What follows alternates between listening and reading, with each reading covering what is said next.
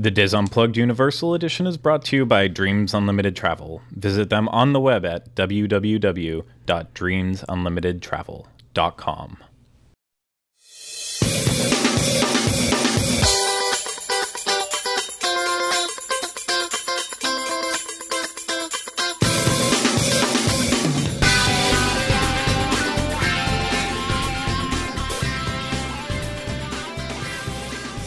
Hey everyone, this is episode 5 of the Diz Unplugged Universal Edition. I'm Craig Williams. And I'm Sean Thompson. And we have a lot to cover on this week's show, so let's get started right away.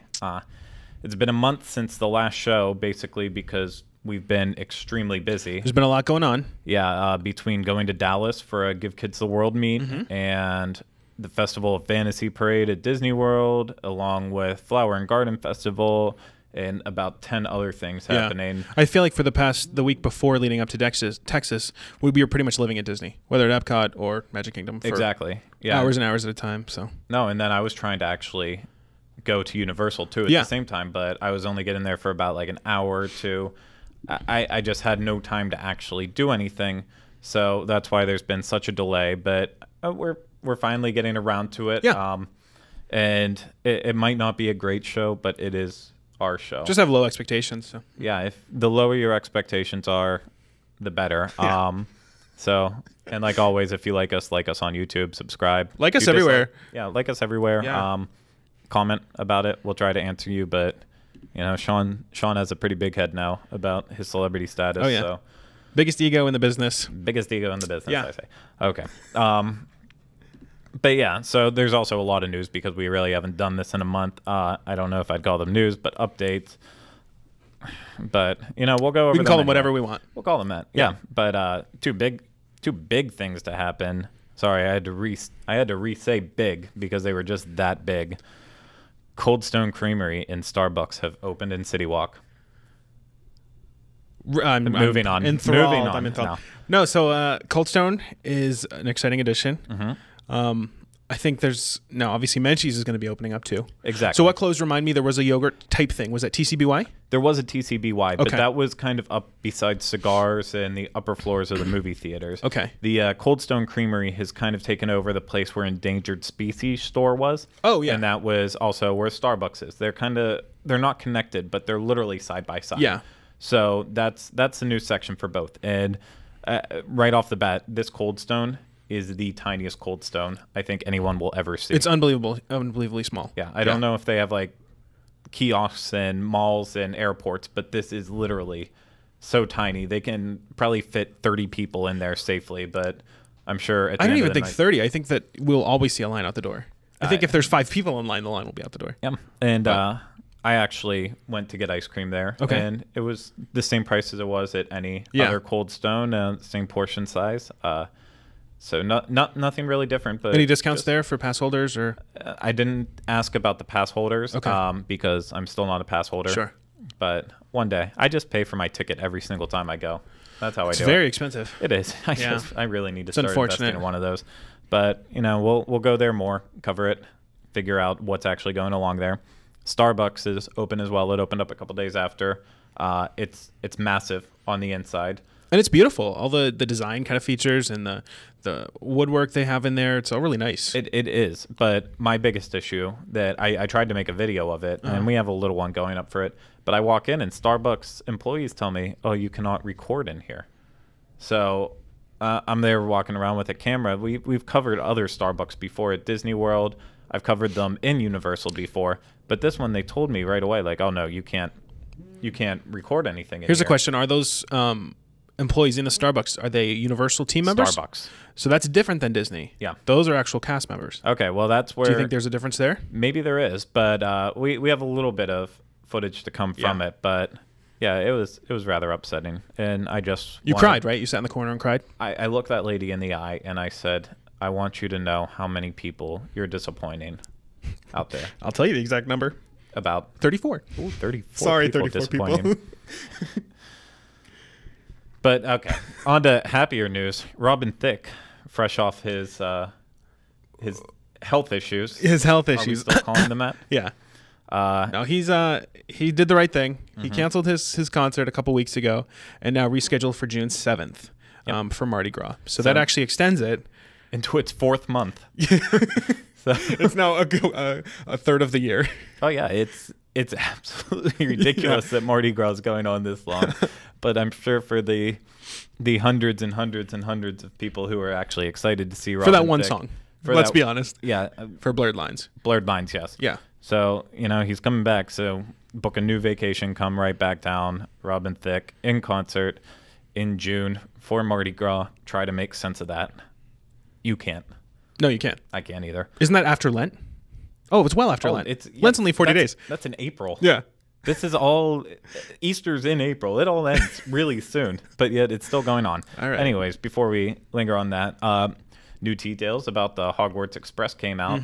I mean, there were new details, but it wasn't stuff that was actually surprising. They kind of explained the technology a little more and what was happening on the ride, going back and forth, and they added a little teaser to the fact that there's going to be Dementors along the way and other exciting things, but it's getting everyone even more pumped up than they were before. And I'm hearing rumors that there's going to be a delay in the train opening, maybe up until August, but the rest of Diagon Alley is supposed to open up in June for its soft opening. So at this point, we just need to hear some dates from Universal. I don't know if they're ready to give them, just because a lot of this technology is so new.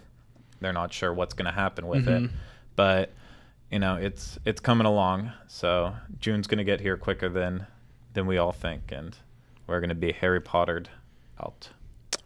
I'm pretty excited though. It's going to take me a lot of stuff to get me Harry Pottered out.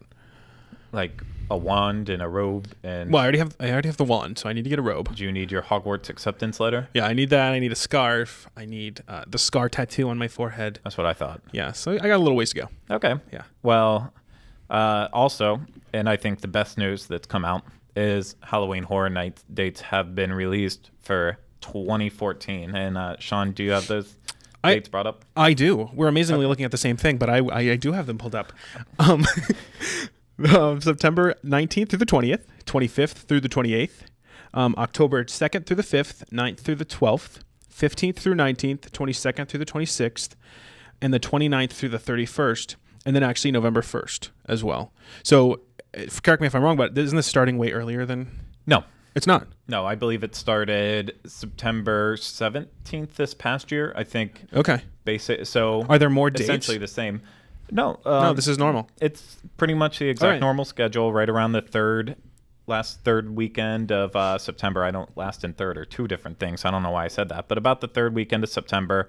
Calendars are hard. Then depending on what day November 1st is on, if that's over a weekend, then usually they try to add that into to. But with Christmas stuff, right? Yes, with all the houses change, and it's just Christmas themed people running around with chainsaws. It's the best day of the year. That actually happened in one of the houses a couple of years years ago. It was a holiday one. I missed it, but I know. I still talk about it all the time because it was my favorite thing ever. Yeah.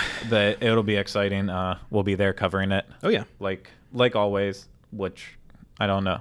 Well, that was last year for us, but I know we were there basically at least once a week. Yeah, I got the Fear Pass. I loved it. Oh no, it's the greatest time of year.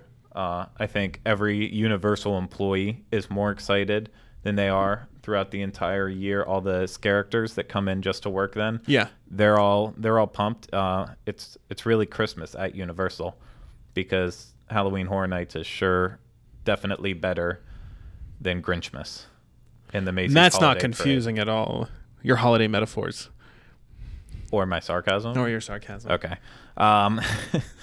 Well, that's cool. But before we move on to our first subject that we actually want to talk about, that's it for the news, except for the fact that, once again, this show is going to be coming out every Friday. We've mentioned it in multiple places. Not every Friday. Every Friday, every other. Every other Friday. Otherwise, have a panic attack? No, we would literally die of exhaustion. And we'd run out of things to talk about. Exactly.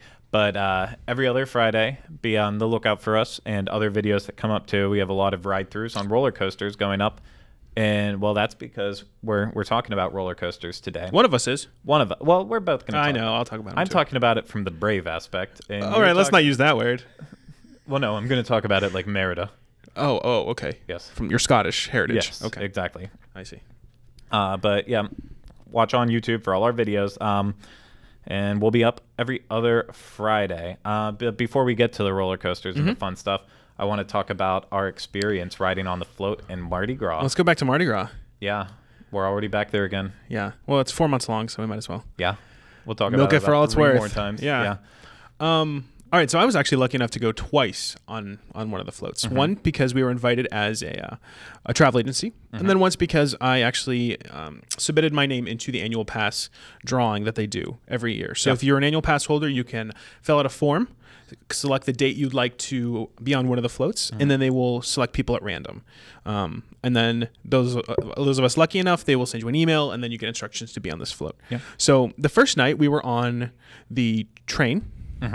I forget the exact name of that float. Yeah, they're all jumbled together. Either. No, it's the train. It's the train one. Everyone knows it. And I think we were wearing orange or something, yellow. Yeah, that was orange. Yellow. That was orange in the conductor's hats. And we were standing on the, I guess, passenger side of the train, and we were right in front of the smokestack. And so every time smoke would come out of this thing, I would start coughing, and I think Kylie was on the float with us, Craig's girlfriend, and so we would just start coughing, and I think my eyes were watering, and so it looked like I was crying up on the Mardi Gras float. I was fine. You were fine. You were 3 people back, though. I was the one right in the smokestack. Yeah, well, and the best part about it was actually capturing not the entire experience, but a good amount of the experience through your Google Glass. Yes. So, I mean, it really gives you a great perspective of what you're seeing from that. We weren't supposed to be having stuff on us like that could record. They didn't say we couldn't record. I just want to throw that out there. They didn't. We can stop talking about this part if you want. I'm just throwing it out there, though. So, like, if you ever get chosen, don't expect to go and attach a GoPro to your head. You're not allowed to do that. And you're not supposed to take pictures backstage. You're not supposed to have your phone out, even on stage, when you're on the float for safety reasons. Although I have to tell you what, if you search on Twitter for like Universal Mardi Gras pictures, every single person riding these floats are posting pictures of themselves on Twitter. It's so much fun. You want to take pictures. You want to show people what you're doing. So just abide by the rules a little bit, even though we didn't. Anyway, so the big thing is you're on the float and you get to throw all these beads at the people that are lined up, and the people are vicious on the sides of the parade route. And the first time we did it, we had a hard time going through all of our beads because I think that they had spaced us out a little more than they had the second time. So we all had a few more beads to throw out than the average person normally does. But the second time I did it, we were on the alligator float, and we ran out of beads, and I was scrounging, and I was like trying to ration them off, and you're kind of standing there throwing beads slowly, and people are like, why aren't you throwing them faster? But there's no option. I mean, you got to just save them out to the end, because the mummy ride is the center of the parade route. So they tell you that when you hit the mummy, you're supposed to have at least half your beads left. Yeah. And I think the most important point is that we've talked about it before. That people go insane for these cheap beads. Yeah.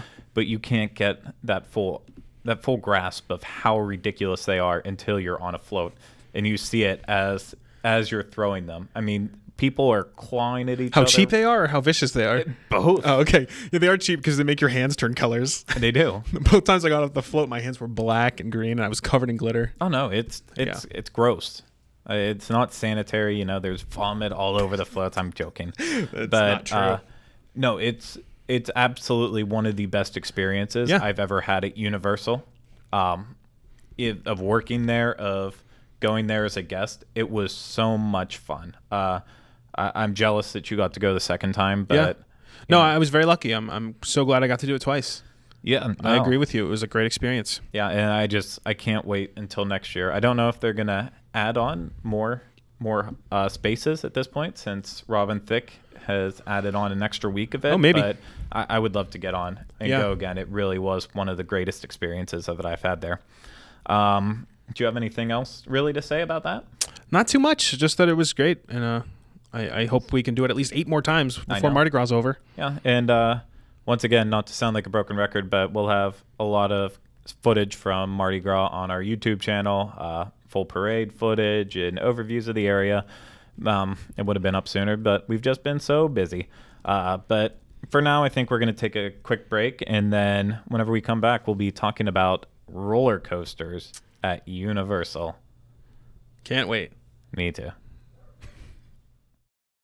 The Diz Unplugged Universal Edition is brought to you by Dreams Unlimited Travel, experts at helping you plan the perfect trip to Universal, whether you stay on-site at one of the world-class hotels or are in need of theme park tickets with round-trip transportation to and from Walt Disney World. Visit them on the web at www.dreamsunlimitedtravel.com. So we're back, and now comes the big topic of discussion, roller coasters and how scary they are. Roller coasters and you. Yeah. Yeah. So what is a ghost favorite type of ride at a carnival? A roller coaster. Oh, Jesus. I still remember that from Laffy Taffy all the way back from whenever I was like 10. All right, now we lost 10 more people. Well. All right, let's keep going. There's no laughter. I had to pause and cry for a second. I know, your dreams are broken. But, okay. So, the fact of the matter is, Universal is widely regarded as a great place to go ride roller coasters. They have technically 7 between 2 parks, but if you want to get on another level, they have 6. At IOA, you have Islands of Adventure, you have the Hulk, you have Dragon Challenge, which consists of 2 roller coasters, the Hungarian Horntail, and the Chinese Fireball. Then you have Flight of the Hippogriff. And then over at Universal Studios Florida, you have Woody Woodpecker's Nuthouse Coaster, Revenge of the Mummy, and the Hollywood Rip Ride Rockit. So they've got quite an eclectic mix. Each park has a friendlier family kid roller coaster between the Flight of the Hippogriff at IOA and the Woody Woodpecker's Nuthouse Coaster. Definitely on the list of most intense goes to Hulk, Dragon Challenge, Rip Ride Rockit, and then I think somewhere in the middle falls Revenge of the Mummy. It's intense. You get thrown around a lot, but it's not super, super terrible. I would agree with that, except for I would never use the word eclectic to describe it. I feel like there's not enough middle ground. So what do you describe as this middle ground?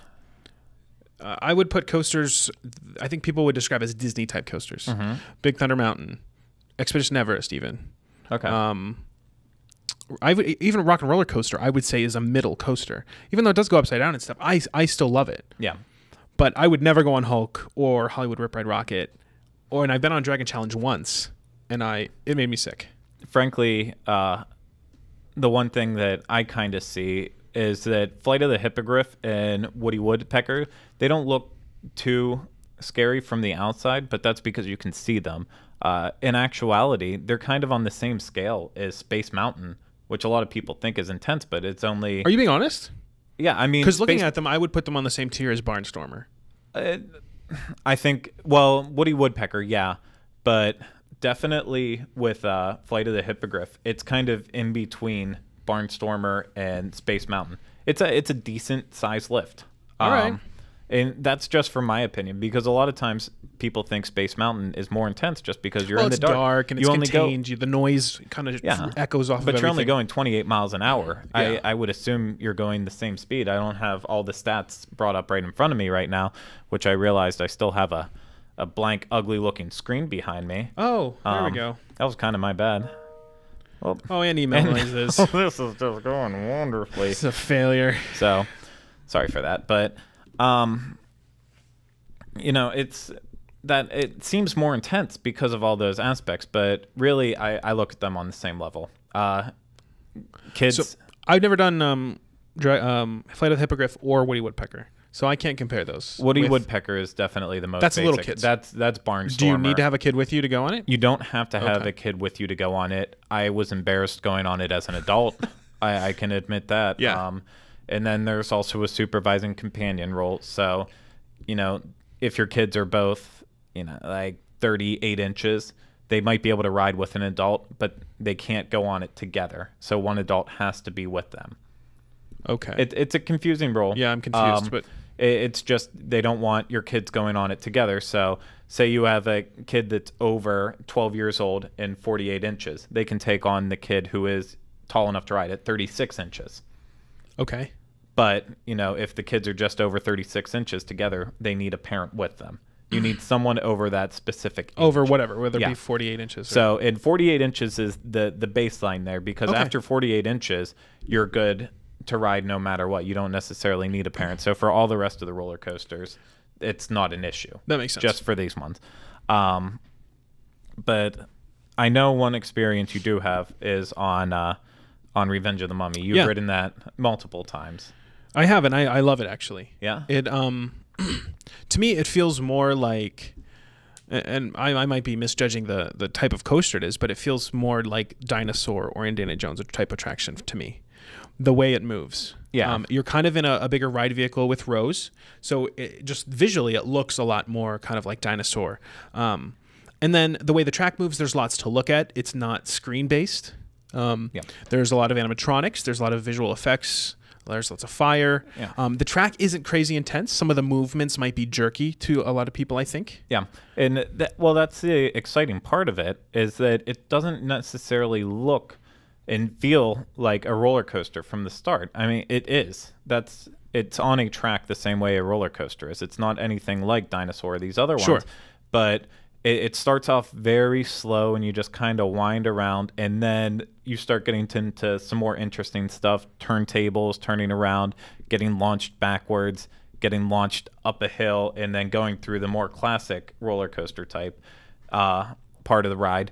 But it really is this weird hybrid, and it's kind of, every time I hear about the Seven Dwarfs Mine Train, and I hear like it'll slow down and kind of go past these scenes and look at that, I feel like this is where Disney's finally trying to capitalize off something Universal did in terms of roller coasters. Combine those two types of attractions. And I mean, we won't know until that opens up, but I feel like Mummy is the absolute, like, kind of what they were trying to base that off of in terms of technology. Mm-hmm. But that'll be seen. And we've also had the privilege of riding the Mummy in both Hollywood and Florida, and it's cool how they're both actually different. The Hollywood one actually is more standard roller coaster than the one in Florida, but I think the Florida one is much better. I also just want to point out that the queue is fun. Yeah, it is. It's fun. well themed. It reminds me, actually, I mentioned this before, but it kind of reminds me of the queue to Indiana Jones out in Disneyland. Exactly. And but one step better, because Brendan Fraser. Yeah, and he makes a cameo in the ride. Most people's favorite part of the ride, actually.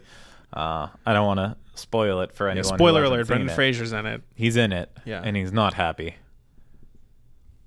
Yeah. Is there something you want to talk about with the queue that I've never experienced before? One cool thing that I actually just learned. There's one part of the queue that is kind of interactive. You can put your hand on this, like, kind of monument type thing, and it's got two different handprints where you can put your hands on, and they're on opposite sides of each other. So if you just put one hand on it, it'll make like a light go off.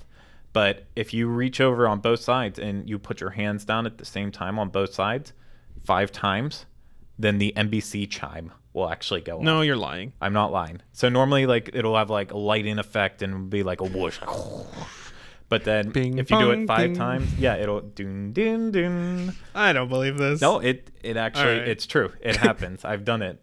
So in rapid succession, or do you have to be like you have to wait 1,000, 1, 2, 1,000, and then the effect 2, the effect, and sometimes it takes like 6. You would actually take like 6 or 7, but it's supposed to happen every 5. It's a very complicated process. It's very complicated. And I wouldn't, and not worth it at all, because you could just listen to it on YouTube. It is, but I wouldn't do it on a busy day whenever you're holding the line up. But on an average day, whenever that's not what I was going bringing up, actually, because you had mentioned to me once that there were just like character interaction sometimes in the queue. Okay, sorry. Well, not character interactions per se, but the team members that work there, whenever they're standing outside, they're kind of studio production people, because they're on the set of the Mummy being filmed. Mm-hmm.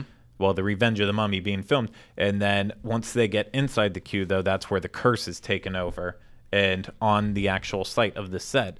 And so all the team members turn into like the really eerie, and they're lurching around, and they can hide in corners, and they'll pop out and scare you. I haven't seen it a lot lately. I'm guessing that's because they probably went too intense and scared someone a lot, and they complained about it. But no, they'll do fun things like that there. A lot of rides, the team members will try to scare you to make you a little more excited right before you go on something. This, though, is more genuine because a curse is coming over, and that's why it's genuine. That's because of the Egyptian curse. It's called theming. Theming. All right. But Revenge of the Mummy has a 48-inch height requirement. I think it's one of the best. It's not my favorite roller coaster there, but it's probably your favorite. Oh, it is in Universal Studios. Yeah. And then finally in the studios, we have the Hollywood Rip Ride Rocket, which is a very unique ride. First off, it goes straight up right after you start on there. And kind of the way you get on the vehicles is really unique because it's not stopped and then you get on and then they send you on your way. It's constantly moving as you load. So it can stop. If you're not seated and latched in fast enough, the whole ride will stop. Okay. But for the most part, it just continues to always move and keep going, and then it sends you off. It's the same style as Harry Potter and the Forbidden Journey. How you get on the ride there. It's just always constantly moving. And that's how this is. Go straight up. They have 3 special maneuvers that they actually kind of created for the ride. The first one is the giant loop that they have where you don't go upside down. Everyone can see that. It's like right behind the stage, the music stage. Okay. It looks scary. And you mean everyone can see the loop? I didn't know that you didn't go upside down in it. No, you don't go upside down at all. You kind of loop around. Obviously, you've never really looked at that then. I don't know. I'm not interested in it. Okay. Well, then they have another move called the treble clef. That's kind of in the New York area section. Okay, I can where picture it goes that. through that building. Where with Harry Potter convention was, yeah. Yeah, exactly. That if it actually looks like a treble clef, bringing in the theming of that it's a musical. Yeah. Well, not a musical. A musical type ride. Yeah, the whole point of the ride is you're going on there to film this music I video. love the concept of it. And being able to listen to music while you're on the roller coaster and being able to choose, and then there's that secret menu, and everything about it sounds amazing. But this is the one case I will actually use the word afraid, because it might make me sick, but this is just kind of scary to me. Oh, no, it is. It's very scary. Yeah. And every time I go up that first time, it just freaks me out. Yeah. I've ridden is there stuff in front of you? Or is there like a front row and a back row? Or? Well, there's 6 rows in general, or 6 rows in general. There's 3 in the first car, 3 in the second car. If you sit in row 3 or row 6, it's actually a really rough ride. Okay. I can only ride in 1 and 4. Those are the smoother sections. I usually try to just wait for the front. Like most rides, it's always a different experience. Yeah. Doing it in the front, but whenever you're sitting there and you're looking straight up and there's nothing else in front of you, it genuinely is. No, I wouldn't do that. One of the most scary experiences. I can't say it enough. Like it literally scares me. But literally. So you mentioned 2 of the maneuvers. What was the last? The third one I can't think of the name off the top of my head. It is really unique. Whenever they built it, they had a lot of issues getting it all to come together. Yeah. But it's still an extremely popular ride. No, it is. There's always people on it screaming and it's got a cool aspect. It records you, so you can get your video at the end. Oh, it does? Yeah, you can buy a DVD. Do people buy them? I don't know. I've never bought one, but I feel like it would just be horrible. It's an option. Another cool aspect of the ride. Well, not really cool. It's actually really a shame, but it's got 2 different height requirements. You have to be over 51 inches to ride, but then you also cannot be over 79 inches to ride. Help me do the math. That's well over 6'5", right? It's really tall. Yeah, that's crazy. It's like basketball player height. Yeah. But so who has been turned away? Andre the Giant? Shaq, maybe. Oh. Yeah, because he's dead. I know Shaq rides roller coasters, and Shaq got turned away from Dragon Challenge for other reasons, for being a bit bulkier. He's a big man. Yeah. That was cool. But Rip Ride Rocket has a maximum height, so keep that in mind too if you are of the taller sort. I can get on. It's scary. And you're what, 6'3"? I'm 6'3". Yeah, so okay. So 6'4" if I'm wearing my platforms. Which you do all the time. Of course. Yeah. Who doesn't? So that kind of does it for the studios. I think the absolute best coaster in the studios is the Mummy. But Rip Ride Rocket, it is a good roller coaster for what it is, just not for me. So let's move on to IOA. Agreed. Okay. Sorry. And I keep using the abbreviations. I think people know. It's okay. I think they know now. But Islands of Adventure. Islands of Adventure. So you have Hulk, Dragon Challenge, and Flight of the Hippogriff. Yep. Talked about Hippogriff a little bit. Hippogriff, it used to be the flying unicorn back in the days whenever it was... Were there actual unicorns on the ride vehicles? Do you know how they're hippogriffs now? Were they actually unicorns that you sat in? Yeah. Oh, you seem It upset. was a flying unicorn. Okay. Jeez. I've angered you. You did. Not even the Magi can save you now. John Magi. But no, so it used to be the flying unicorn. Just a small family ride. Like I said before, height requirement, 36 inches for your kids. They have to have someone at least 48 inches to ride with the supervising. Yeah. Just a really simple ride, and it's in the Wizarding World Harry Potter now because it is Flight of the Hippogriff. And it's cool for two reasons, because A, you get the best view of Hagrid's hut, and you also get to see a hippogriff bowing to you. Oh. Yeah, it's neat. It's literally just a couple seconds worth. That's all you get. But then it's got some of the coolest views of the actual entire Wizarding World from the top of its lift, because it's right beside Harry Potter and the Forbidden Journey, and then it kind of looks down into Hogsmeade.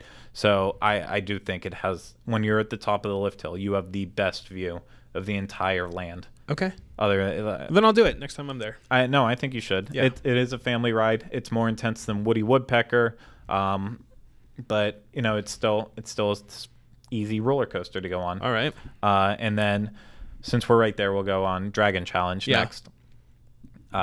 My personal favorites, and in all the parks. It means a lot to me for reasons unbeknownst, but I like it. So cryptic. My favorite ride on that is actually the Hungarian Horntail. That's the blue section. The blue, and then there's an orange, which is the Chinese fireball. Well, it's red. Red, sorry. It's red. Chinese fireball. Back in ye old days of Lost Continent, it was Dueling Dragons, and it was considered one of the greatest rides. It was rated top roller coasters by all those people who do the TV shows on what's the top 10 roller coasters all that time. It was always ranking high up there because it had that dueling aspect to it. And it really was unlike anything else. I mean, I've ridden wooden roller coasters that kind of I'm imagining Hershey Park, Lightning Race. Well, I forget exactly. The name, but like there's something. Yep, at Kennywood Park. Oh, Kennywood has one too. Yeah. Yep, we had the Racer. Yeah. Kind of like that aspect. But whenever it's on steel inverted roller coasters, it's very different. It's very, very different, especially when you think you're going to kick the other people that are going through the loops at the same time as you. All right. It's very, very intense at some point. And they also had a problem with that. There used to be maximum height requirements, because if your legs were long enough, you could technically kick the other train as you were going through the loop at the same time. He should not go to Universal unless he loves Lucy. I think that's why he does go. Yeah, I think so. Honestly. But so you have those two, and they no longer and they no longer together. Duel, They no longer duel for reasons that you can go read about on Wikipedia or whatever have you. We won't talk about it, but they don't duel anymore. And if you want the themed answer, it's because in Harry Potter you don't let two dragons out at the same time. Wink. Only one goes out at a time with a different champion, because it's all set around the Triwizard champion, and you know you're a champion on that ride. So, and you're riding on dragons, the Fireball and the Horntail. The Fireball is generally a little bit more intense. It's also a little bit faster. That goes 63 miles per hour, whereas the Hungarian Horntail goes 58. I know. Hold on to your hat. It's too exciting. Too enthralling. Yeah, it is. They both got completely different tracks, and they kind of made it a little bit scarier now because they've been building the train station right in the middle of it. Yeah. So now you not only look like you're gonna hit different parts of the other ride, but you're also gonna run into a train station. Okay. But like I said, it's my personal favorite ride. It's not mine, but I have done the one side, and I believe I did the Hungarian Horntail side. Yeah. This was the night of Disapalooza that we had a few years ago. I wasn't part of the team, but we did this ride, and then I made the mistake of getting a little sick on that ride, and then immediately getting in line to do Forbidden Journey. Yeah, and that was the worst thing I've ever done. I've never felt so sick in my life. That was really a terrible mistake on your part. It was awful. But did you like it? The ride? Yeah. No. No? I mean, it was fine. I could appreciate it for what it was. Okay. But I've never been on since. Okay. Well, that'll take us to the final ride, which you'll probably never ride, the Hulk. No, I never will. Based off the Incredible Hulk, the Marvel comic book. It's got 9 inversions. Inversions, you're upside down? Yeah. Yeah.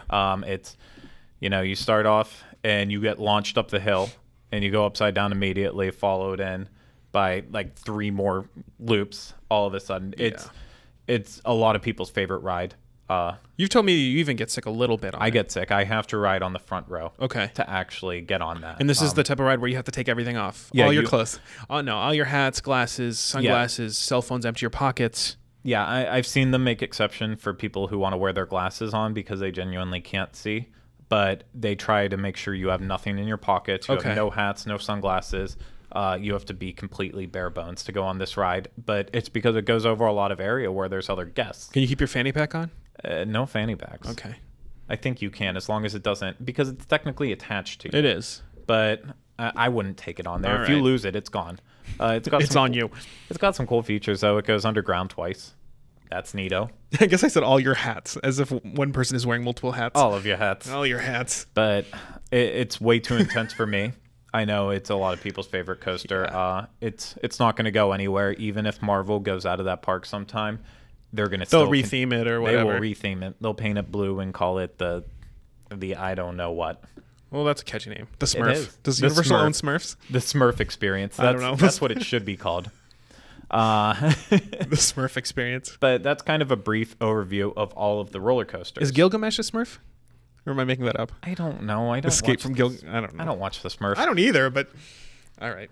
But so in general, I guess, what roller coasters do you, even though you're not going on all of these, which ones do you think are the best for people to hit in general? That's very hard for me to answer. I mean, if you're the same way I am and you get a little sick on roller coasters, I would recommend Mummy is doable. I would put that on the same... Now, do you go upside down on the Mummy? No. No, you don't. Nope. So I'd put it on the same lines as in between Rock and Roller Coaster, maybe Everest. Would you agree with that? I would agree with that. Yeah, somewhere along those lines. So I think it's easiest to compare them to things that a lot of people that are listening or watching can relate to and understand. Exactly. So I would say that Revenge of the Mummy, obviously Woody Woodpecker, Hippogriff, those are doable. And then the last one I would say for me would be Dragon Challenge. I would at least give that a go, and I probably will go on that again. Cool. But I wouldn't do Hulk or Rip Red Rocket. Yeah, I think for absolute thrill seekers, those are the top 2. Yeah. To go on. For people who like moderate rides, Dragon Challenge, both sides, and Revenge of the Mummy. And then for your basicness, you have... Your basicness. I'm making up words. Yeah, and I like it. Since 1987. You early. have Flight of the Hippogriff and Woody Woodpecker's Nuthouse Coaster. They're all unique and different. They're different from Disney's. I think it would do them well to have something like Disney. And something eventually. in the middle. Yeah, and maybe that'll happen whenever the new Gringotts coaster comes in. I don't think that's true at all. I think you're giving people false hope. I don't know. See, my thing with that is I think it's going to be a lot of simulators, isn't it? There's rumors. Well, no, everything's rumor. It's a roller coaster track. Sure, but aren't there screens? There might be. Yeah, I think there's going to be But at screens. the same time, there's new projection technology in the redone Thunder Mountain at Disneyland, kind of in that same form. I don't know what type of screens there are going to be in there. That's true. It might just be projections. See. So I don't know. I have high hopes for Gringotts, but I think it's going to be a one-time thing for me. Okay. That's just my prediction. And it upsets me because I love it. Yeah. And I want to be able to ride it more than once. But it'll be nice to redo this entire list and relook at all these coasters after you've ridden more and after the new one comes out, actually. But other than that, I mean, do you agree that Universal's kind of the go-to park if you want that thrill? Oh, for thrill seeker? Oh, absolutely. Okay. Yeah. Because I hear that a lot from people that go to Disney. You know, you have, I think we've mentioned them a couple times, Rock and Roller Coaster, Expedition Everest. Thunder, Space. Yeah, Thunder. I didn't even consider those. I mean, those are more family fun. I mean, they aren't a tier above. Yeah. Obviously, Barnstormer and Woody Woodpeckers. Yeah. But I still consider those fairly tame coasters. Okay.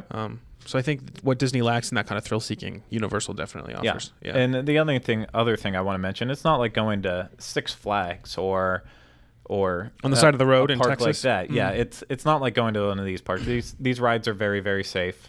They're safe and themed. It's not like you're just looking at bare bone track. I mean, Dragon Challenge, I would say, of all of them, and Hulk are basically just bare tracks. They are, but they try to make up for it in other ways. Of course. It's not the same level of theming with Disney, but it's still better than going to Six Flags and they just, They make it as boring and tame as possible. The Smurf thing is Gargamel. Gilgamesh is from the Bible, I think. That's the best mistake ever.